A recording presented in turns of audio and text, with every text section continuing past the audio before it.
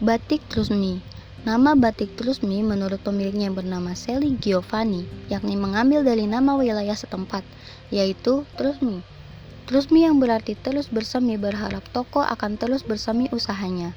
Toko batik Trusmi yang ada di Jalan Trusmi Kulon nomor 148 Pleret, Cirebon, merupakan toko yang kedua dan lebih luas dari toko sebelumnya. Di sini sebagai one-stop shopping karena tak hanya berisi aneka kerajinan batik, tapi juga disediakan berbagai aksesoris kerajinan tangan, pusat oleh-oleh kuliner, permainan anak-anak, bahkan pijat refleksi jika ada pengunjung yang merasa lelah setelah berbelanja. Di dalam toko batik Trusmi menjual beberapa jenis, yaitu pakaian untuk semua kalangan, seperti untuk remaja, dewasa, bahkan anak-anak. Di dalamnya terdapat pakaian yang dijual terdiri dari batik, gamis, hijab, dan kebaya. Batik Trusmi menawarkan harga mulai dari Rp25.000 sampai dengan Rp999.000. Yang kedua, aksesoris. Pernak-pernik yang masih bernuansa batik, sebut saja tas, dompet, gelang, kalung, dan juga gelas. Yang ketiga, kuliner khas Cirebon, mulai dari aneka kerupuk, sirup, terasi udang, dan empal gentong. Yang keempat, terakhir adalah kerajinan tangan seperti craft dan miniatur. Dari beberapa produk yang dijual oleh batik Trusmi ini, ada produk yang paling diminati, yaitu pakaian batiknya. Kenapa? Karena di batik Trusmi sendiri, motif andalan khasnya yaitu motif yang bernama Megamendung.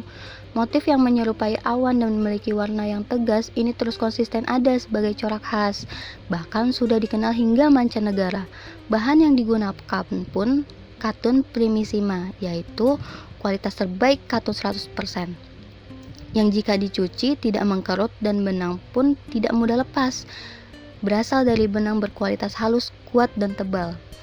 Tetapi ada produk yang kurang diminati pula, yaitu kuliner khas Cirebon.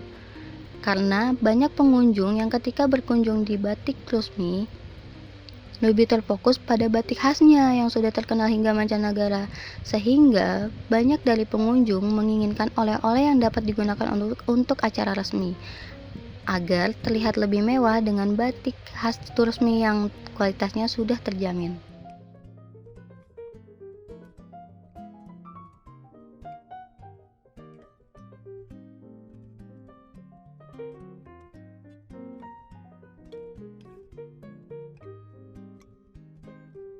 Halo, selanjutnya akan membahas toko oleh-oleh dari Solo, yaitu toko Batik Keris. Batik Keris adalah sebuah perusahaan yang didirikan di Kelurahan Cemani, Kecamatan Grogol, Sukoharjo, Indonesia pada tahun 1946 oleh Bapak Kasum Cokro Saputro. Toko oleh-oleh ini menjual pakaian, kerajinan tangan, dan sudah memiliki 125 gerai di Indonesia. Jenis produk yang dijual, ada pakaian wanita, pria, dan anak.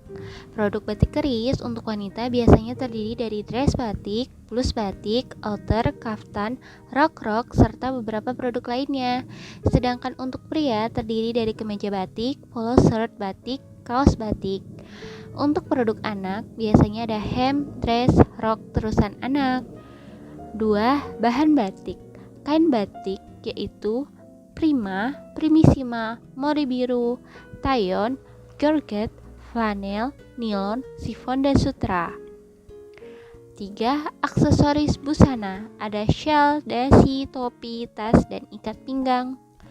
Produk lainnya yaitu handicraft berupa souvenir dan keris kria. Household product, ada centong kayu, dekorasi rumah. 6. Ada oleh-oleh Nusantara berupa kopi-kopian dan kue lapis. Produk yang paling banyak dicari di toko oleh-oleh keris adalah pakaian batik. Ada baju dress, outer, baju hem anak, kemeja panjang formal pria dewasa, serta abaya wanita.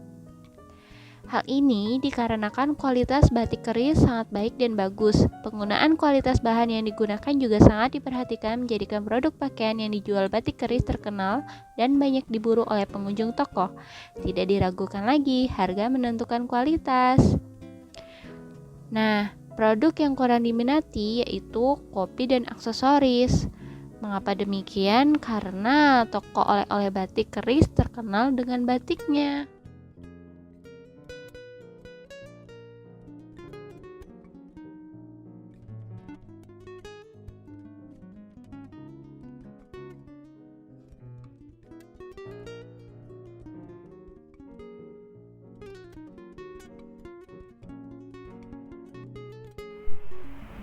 Setelah kita ketahui bahwa dari kedua toko tersebut, oleh-oleh yang paling diminati atau laku di pasaran yaitu berupa pakaian batik.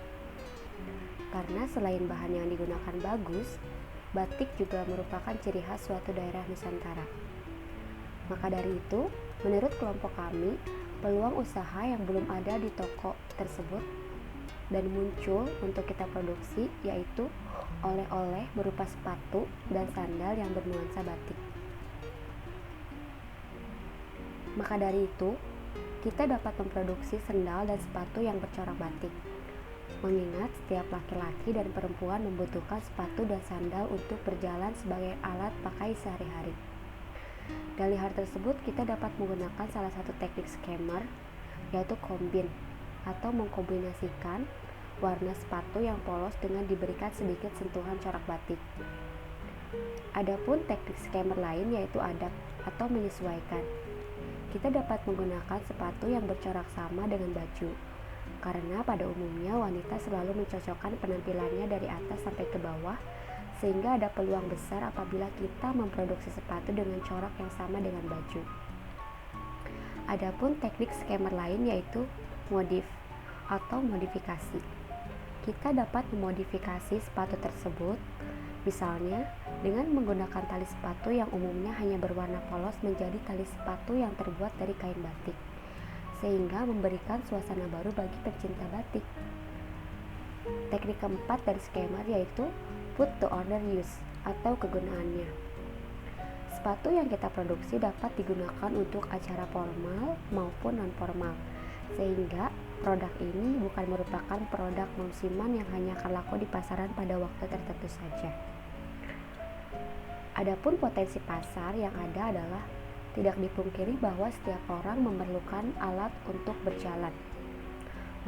Maka dengan mengembangkan kreativitas dalam membuat kerajinan berupa sepatu dengan bercorak batik memberikan peluang yang sangat besar sekali. Pesaing yang kita hadapi tentunya banyak sekali, mengingat jenis sepatu saat ini sudah banyak tren dengan kelebihannya masing-masing. Hanya saja kita menonjolkan keunggulan pada produk kita yaitu dengan corak batik, seperti corak batik Megamendung yang sudah terkenal hingga mancanegara. Sekian yang dapat saya tuangkan melalui peluang usaha dari kedua tokoh tersebut. Saya Nelly Resmayanti, terima kasih.